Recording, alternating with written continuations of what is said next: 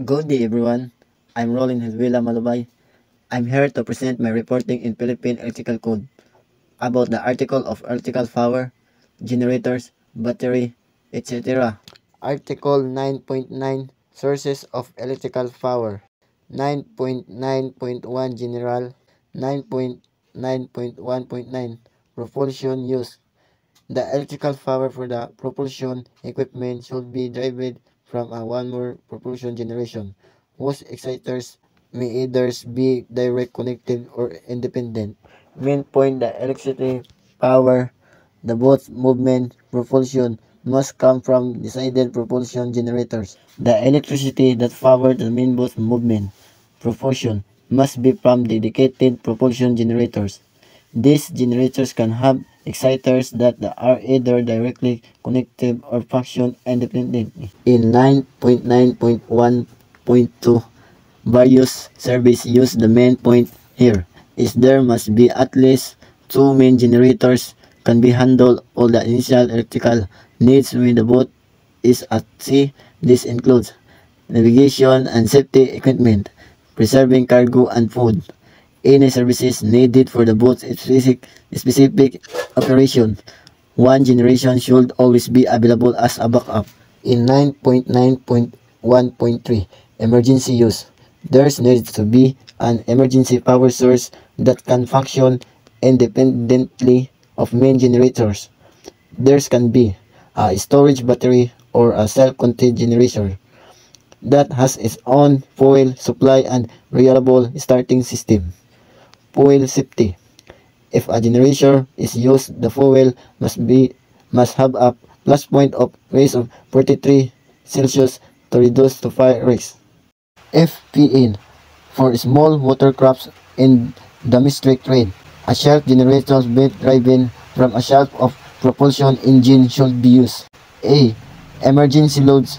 The following emergency loads should be supplied with emergency power. 1.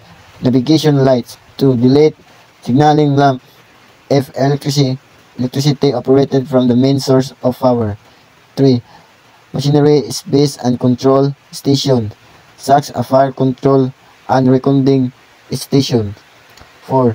Generating set space, main, emergency, transitional or temporary, and battery room under control station. This refers to the rooms where generators are located, whether they are the main generators, emergency generators, temporary ones, or battery rooms, and the areas where these generators are controlled. Emergency power is needed to keep this space running so that power can be restored in emergency. 5. Accommodation and service space. 6. Alleyways, stairways exist. 7. Public exist, such as a mess hall, lunch space. 8. Navigating bridge and sharp rooms. 9. Radio and communication rooms. 10. Inert gas and oil pump room control station for tankers. 11. General alarm include electrical signaling equipment for emergency calls. 12. Engine orders telegraph if electrically operated from the main source of power. 13. Main entering gear power unit compartment. 14. Watertight doors gear and indicating sound signals. Watertight doors are crucial for preventing flooding in vessel. The gears that operate these doors to open and close them need emergency powers. Also, the alarms and signals that indicate the status of doors, open or closed, need to function during an emergency. 15. Every survival craft, lifeboat, lifecraft, station, and storage areas on deck, oversights, also lighting of embarkation station during the preparation and the process to launching. This ensures that lifeboat and lifecraft, there's storage areas and the areas where people get on board and all lit up the way preparing to launch this craft during an emergency. This helps people to safely evacuate the vessel. 16. Refrigeration space under alarm circuits. 17. Sprinkler pump. 18. Emergency fire bilge pump. 19. Fire detectors. In 9.9.1.4, transitional, temporary, use in emergency. If a boat uses batteries for emergency power, it needs at least two sets, one in actively providing power, while the others are backups. Their battery must work even if the boat is tilted at a 22.5-degree angle or the title of 10 degrees from front to back. In 9.9.1.5, charger or alternator for cargo boats, not passenger ferries, that travel short distances along the coast, less than 4 hours. They can use a charger of or a type of generator to power the navigation equipment, general lighting, and equipment for pumping out water building. In 9.9.1.6, shore power, when the boat is in dry dock out of the water for repairs, it should get the electrical powers from the land shore. This power to use lighting, cooking, powering, and communication, space, and radio equipment. It should be connected to a special safety switch back on the boat. Installation of connection boxes. If a boat is designed to get its electricity from a source of land, shore power, there needs to be a connection box installed in a convenient location on the boat. However, if it's easy to be safe to connect shore power cables directly to the boat's switchboard, electrical distribution panel, the connection box isn't needed as long as switchboard has the required safety and moderating device mentioned in the point B. Connection boxes. The connection box should have terminals that make it easy to connect the shore power cables securely. It must have a circuit breaker or the switch which fuses to protect the boat electrical system. For 3 pieces to easy power, there needs to be a way to check phase sequence to ensure the power connected currently for DC power. There needs to be a way to connect to properly positive and negative. C. Cables between connection box and switchboard. The cables that run from the connection box to the switchboard must be permanently installed. There should be a pilot lamp, indicator light, and the switchboard to how the when to shore power are connected. Also, there needs to be a switch or circuit breaker on the switchboard to control the shore power supply. Article 9.10 Generators. 9.10.1 General. In 9.10 in 1.1 Scope, generators used for moving the boat, propulsion, and other onboard system must meet the basic requirements in this section, as well as the general rules in another section. Article 4.45. In 9.10.1.2, Power Requirements. Both that use electrical power for movement usually have two more generators that provide a steady voltage. If one of these generators fails, that the boat should be able to maintain a speed of at least 7 knots or half its normal speed, which is slower. A. Propulsion. Its propulsion system should get its power from the single generators. B. Service generator. Boats that use electricity for lights and other systems need at least 2 generators. Number and rating. The generators should be sized so that if one fails, the others can still handle the load. Capacity. With 1 generator out of service, the remaining generators must be able to power essential equipment for safety, cargo prevention, propulsion, and basic living condition. Shaft generator. If a generator is driven by the main engine as a shaft, generators are designed to run to the constant speed. When the boat's speed is controlled only by changing and the properly angle, it can consideration of the one requirement generators. If the shaft generators doesn't meet these requirements, there must be additional generators. Also, if the shaft generator fails, an alternative power source capable of handling propulsion and safety loads must automatically come online within 45 seconds. Sizing AC generators. When choosing AC generators, you need to consider height current needed when starting motors. If the one generator is kept is a backup, the other generators must be able to start the largest motor on the boat without causing other running motors to stall and control system to shut down due to voltage drop. Independent starting, where the only two generators are provided, of the which one depends to functional to the propulsion machine. Dewey considerates should be given so that the propulsion machine can be started independently or these two generators. Associated load management system, where the electrical power system is designed with the associate to load management system. The application of the loads in multiple steps of the less than 50% of rated load should be given special consideration. In 9.10, 1.3 volt current, service generator must be able to withstand and stress caused by a full current, a surge of electricity due to a short circuit, for as long as it takes for the protective circuit breaker to trip and shut down the faulty circuit. 9.10 1.4 Excitation. Service generators and emergency generators. Excitation current for service and emergency generator should be provided by attached rotating exciting resistors or by static exciters deriving their source of the power from the machine being excited. Propulsion generators. Excitation current for propulsion generators should be derived from stationary rotating exciters, static exciters, excitation, magnet, special purpose generating unit. Power for this excite should be derived from the machine being excited or paint in a watercraft service, emergency, or special purpose generating units. Propulsion arrangement. Arrangements for propulsion generators should be such that propulsion can be maintained in the case failure an exciting system and a failure of a power supply for exciting system. Propulsion be made to reduce power under some condition to the two or more propulsion generator are installed providing such resource power at the circuit to provide for the speed of not less than 7 knots or 0.5 to design speed, whichever is lesser. AC and DC exciters.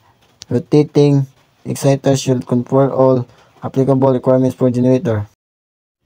In 9.10.1.5 self current, measures should be implemented to stop current from flowing between the shaft and bearings, which can cause damage. In 9.10.1.6, precaution to the effect of condensation to moisture. If moisture build up could damage the generator's insulation when it's not running, there must be a way to prevent it. If string heating coils are used to keep the generators dry, there can be enough pipe joints inside the generator's housing.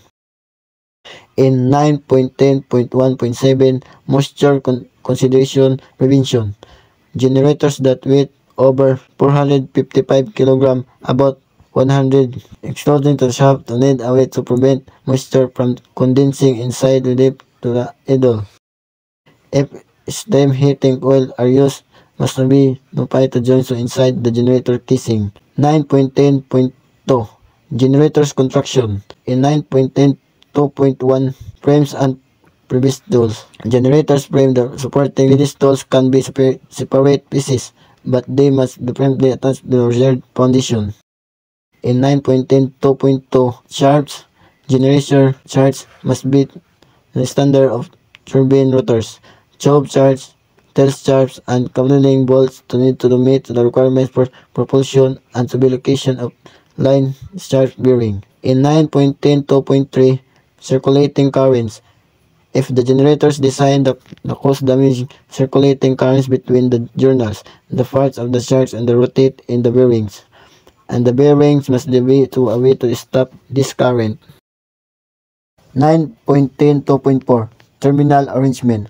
All generators terminals should be protected against accidental contact, mechanical damage, and where necessary, against dripping to moisture by drip shells or drip rope enclosures. Well cables enter the drip enclosure from the side to the top. This should be provided well terminal tubes. 9.10.2.5 Nameplates. All generators should be fitted with nameplates of corrosion-resistant materials marked to the following information.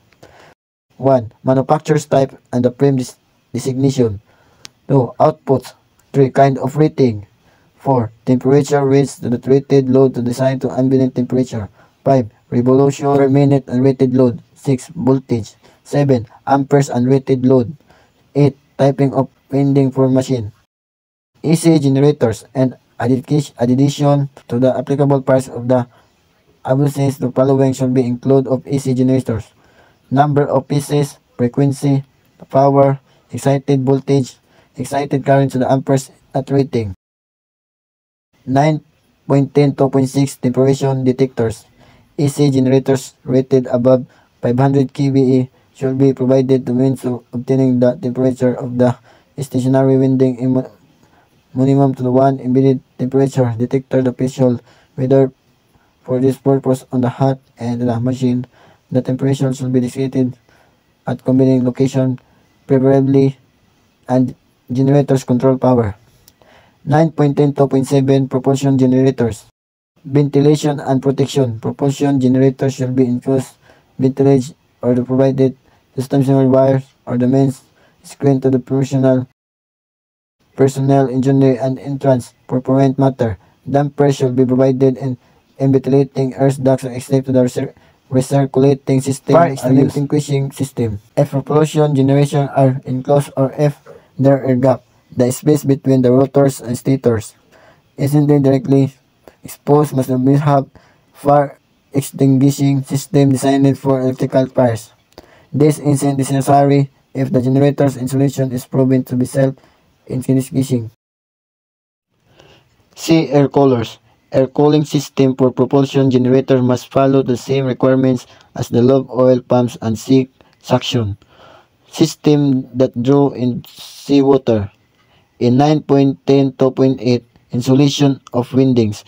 The insulation of the armature, rotating part, and the fail coils that create the magnetic field needs to be treated to resist oil to water damage. In 9.10 2.9 lubrication. Generally, generators should present just stamp running lengthwise for a head up on the chip. They need to lubricate property and operate well even when the chip is titled inline has a inclination requirements. Where it is not practicable to mount the generators with the armature shelf in the forward and aft direction, their fabrication will require special considers. Generators depending on the first lubrication, unless otherwise approved, should be provided with means to shut down their prime movers automatically on failure of the lubricating system. Provision should be provided to prevent oil to oil before from passing into the machine windings. 9.103 voltage regulation. 9.3.1 service generator sets. Service generator sets should have voltage regulation characteristic. 30 watercraft supply voltage will be maintained with a plus or minus 4% and rated for load. 9.10 3.2 DC generators. Where automatic voltage regulation are not supplied, the D generators should be approximately and the flat compounded except that if the load location does not interfere with operation is essential. Auxiliaries shunt 1 generator without voltage regulating and established shunt 1 to machine BBUs. 9.10 3.3 AC generators. Voltage regulator in general and separate regulator and should be supplied to each AC generator. When it is indicated that 2 or more generators will be operated in parallel, reactive drop compensating means shall be provided to provide the reactive power property between the generators.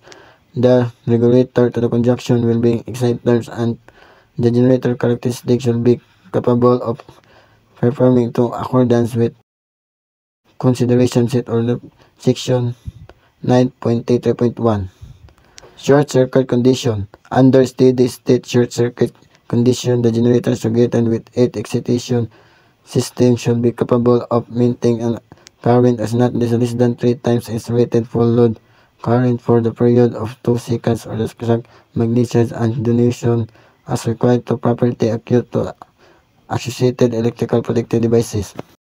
9.10.1 General. When multiple generators work together to share a load, no single generator's load should be more than 15 above or below its fair share of the total load. This rule applies when the total load between 20% and 100% and combined maximum capacity all of generation. The load distribution is set at 75 load, ensuring each generator carries its proportional share. 9.10.4.2 AC generators. AC generator designed to work in the parallel must have a governor. Space control that can be finely adjusted. This adjustment should be allowed for load changes of the 5% of a generator's rated capacity if the normal frequency. 9.10.4.3 DC generators. DC generators that operate in parallel need a switch that automatically trips to generator circuit breaker if the generator exceeds its maximum speed over speed. 9.10.4.4 Turbine-driven DC generators operating in parallel. If a DC generator is powered by turbine and runs alongside other generators, the turbine's emergency governors, which activities when the turbine goes to pass, must also trip generator circuit breakers. Article 9.11 Transformer. 9.11.1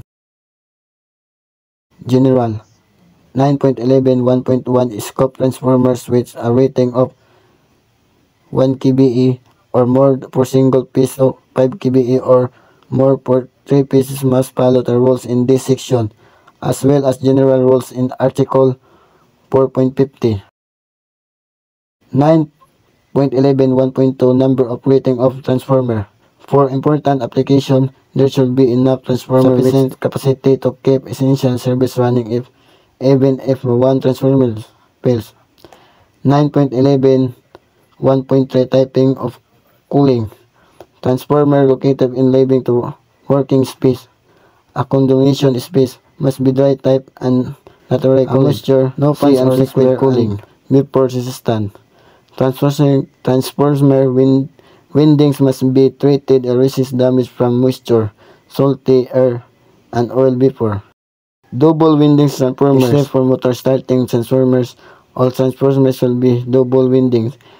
Electricity isolated primary and secondary windings. 9.11 1.5 Precaution against short circuit. Current transformer must be able to withstand the heat and mechanical force caused by short circuit and terminals of any winding or the least 2 seconds without being damaged. 9.11 2.1 Temperature limits for transformer. Transformers shouldn't get hot when working continuously and their maximum rated output. Table 9.11 2.1 lists the maximum acceptable temperature range. If the surrounding air and main temperature is cooler than 40 Celsius, you can allow the transformer to run a bit hotter by the difference. 9.11.4 Voltage regulation. 9.11.41 Voltage regulation of transformer. The voltage regulation of transformer should be not exceed the following values on the full load and 100 power factor. Single phase 5 kBE or more and 3 phase 15 kBE the more 2.5%. Single phase less than 5 kBE and 3 phase less than 15 kBE 5.0%. Article 9.12 Storage batteries, ROMs and associated equipment. 9.12.1 General. 9.12.1.1 Scope. Storage batteries and their associated equipment for light, power, and for engine starting shall comply with the requirement in this article, in addition to the provision of Article 4.80. 9.12 1.2 Construction. All batteries for use on board watercraft shall be of extra heavy duty for marine use with the cells and construction and secure as to prevent spilling of the electrolyte due to the promotion of the watercraft and prevent emission to acid the alkaline spray. 9.12.2 Arrangement and installation. 9.12.21 Power and lighting battery. Battery of lighting and power should be so arranged that the strays are accessible and with not less than 250 mm headroom. These should be arranged in banks, series or parallel, such that while one bank is in use, the other bank is being recharged for ready use when the former bank is discharged. Sometimes a third bank is solicited and standby. 9.12.2 Location. Near in engines. Serve starting batteries should be placed as close as possible to the engine's start. Reduce voltage drop and ensures reliable starting power. Not exposed to excessive heat, extreme cold, etc. Batteries should be protected from extreme temperatures, spray, steams, or anything that could be damaged then to reduce their performance. Maintains battery health and lifespan. Not in the same room, alkaline and lead acid batteries should be in the same room. If the must be in the same room, they need to be clearly labeled and kept as a part of possible. In living quarters, workspace and store, and the bedroom, batteries are not allowed in living areas, workspace, storage areas, or paint rooms. Avoid exposure to points of potential hazard in living and working space. 9.12.2.3 Large batteries. This section covers installation of larger batteries, those connected to chargers that outsource the more than 2 kW. Specifics. Large batteries should be installed in the dedicated batteries room. If that's not possible, they can be installed in the deck locker. No equipment that could create spark is allowed in the battery room unless the explosions proof. That requires overload protection. From part 9.12.7 must be placed to each battery conductor right outside the battery room. 9.12.2.4 Moderate size batteries. Batteries of moderate size, those connected to a charging device with a power output of 0.2 kW up to the including 2 kW, may be installed in battery room or may be installed in battery lockers of big boxes in the emergency generators room, machinery space of other suitable location. 9.12.2.5 Small batteries. Small batteries should be installed in the battery box and may be arranged as desired. 9.12.3 Battery trays and types. 9.12.3.1 Battery trays. Battery trays should be chopped to the bulk strength to equivalent to prevent movement, and each tray should prevent the non-absorbent insulation support on bottom with similar space block on the side of the provision to secure and circulation space and around each tree. 9.12.3.2 Batteries type. Lead acid batteries to alkaline batteries when placed in the same battery compartment should be effectively identified as segregated. 9.12.4 Ventilation. 2.12.4.1 Battery rooms. Clearances battery rooms should be ventilated to accordance with section 4.80.19e, where batteries and arranged in the two more layers also should be have space is not less than 50 mm front and the back for air circulation. Natural ventilation and ventilating fans and ventilation of battery rooms may be conducted with either natural ventilation or ventilating fans. Natural ventilation allowed natural ventilation be employed to ducts and run directly from the top and battery room to the open air above. Mechanical enhanced ventilation. If natural ventilation is impracticable, mechanical enhanced ventilation should be provided with fan intake at top of the room. Fans be capable of completely changing the air of the battery room in not more than 2 minutes. opening near of the floor surface. The battery ROM should have opening near the F-bore surface for effective air inlet. Contraction ventilating fan should be conducted to be of sacks of material as a render sparking is possible in the event of the impeller touching the fan casing. Location in the fan motor associated with a duct used to insert air from a battery space should be placed out the duct. Ventilating ducts. Ventilating ducts is emanating from less than 1,250 mm above in the form of continuing of the equivalent should be provided on the top of the battery boxes. Hole for end inlets will be provided on the left, the possible side of the box. 9.12.4.2 Battery lockers. Similar to battery ROMs, lockers will have the ducts leading to open air the insert system, ending at least 915 mm, 3 feet above the locker in the ventilated areas. Opening near the bottom allows air to enter. 9.12.4.3 Disc boxes. Water protection. Ducts that extend to at least 1,220 mm 4 feet above with a gooseneck or mushroom head to keep water out. Air inlets. Holes on the opposite side for air. Watertight. And the entire box must be watertight. 9.12.4 Small battery boxes. Simple ventilation. Only need openings near to the top to gas to escape. 9.12.5 Electrical insulation in battery compartment. Frame fork lights. Lightning to be to frame pop. No arching equipment. Avoid installing switches, fuses, and equipment can be cause spark. 9.12.5.1 Lighting fittings. Lighting fittings in battery room should be frame fork type.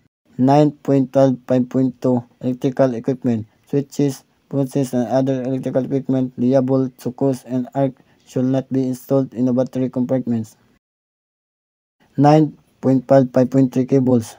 Cables with the exception of those appertaining to the battery for the local lighting should not be installed to in battery compartment except where installation in other location is impracticable. 9.12.6 Battery cables. 9.12.6.1 Cables and the battery ROMs. Where cables and inter-battery ROMs, the holes should be busted and requirement for watertight bolted or connection with the battery and seal it to withstand the instance of electrolyte by spray ROMs should be resistant to the electrolyte. Cable should be sealed to resist the entrance to electrolyte by creepage. 9.26.2 Size of cable. The size of connecting cable should be based on current, carrying capacitance, and the starting rate of the charge or maximum discharge rate. Whichever is the greater should be taken into consideration in determining the battery's cable size. 9.12.7 Overload and reverse current protection. 9.12.7.1 Protected devices. And the overload protective device have to be placed on each battery conductor. Exists no overload protection and requires to engine cranking batteries or any batteries with a nominal voltage of 6 volts or less. Fuses should be used for the protection of emergency lighting batteries instead of circuit breakers up to the including 60 amperes rating. The changing equipment except refers for all batteries with voltage of more than % of the line voltage to provide automatic protection against reversal of current. 9.12.8 Protection against corrosion. 9.12.8.1 General. The intentions of battery ROMs including structural parts of shelf, bedding as well, ventilation, and left and outlet should be protected, corrosion resistant paint. 9.12.8.2 Lead acid battery compartment. For interior of the lead acid battery compartments, protection with the lead sheets, lightening of the 1.6 mm thick to corrosion resistant. Paint that is made accordance with the following requirements. Watertight. The enter of the F-bore to the sides walls of the 150 mm high battery ROMs should be lined with the sheets and the lighting should be watertight. electrolyte resisting coating. Ceilings walls the other specific in the above battery cells of wooden creates social to coated with electrolyte resisting coating. Lines on the lead sheet. Battery stretch a sulfuric acid bottle based line lead sheet. Corrosion resistant. Ventilating ducts and the fan should be made of corrosion resistant material on interior surface, rendering corrosion resistant. 9.12.8.3 Alkaline batteries compartment. For alkaline batteries, the similarity line will install 6 and less than 75 mm. Hardline styles of fan shall be provided over the entire deck carried to not less than 150 mm all sides. For small batteries, 19 on the lip of 700 mm should be provided. 9.12.9 Charging facilities. 9.12 9.1 Maximum battery voltage when the battery is charging and connected to a load. The battery voltage must not exceed the safe voltage limit in any connected devices. A voltage regulation can be used to control this. 9.12 9.2 DC generators and series resistor. If the using a DC generators and resistor to charge the battery, there the much protection against current reversal if the charging voltage gets so high. 20% of the more of the line voltage that prevents damage to the charging system. Thank you.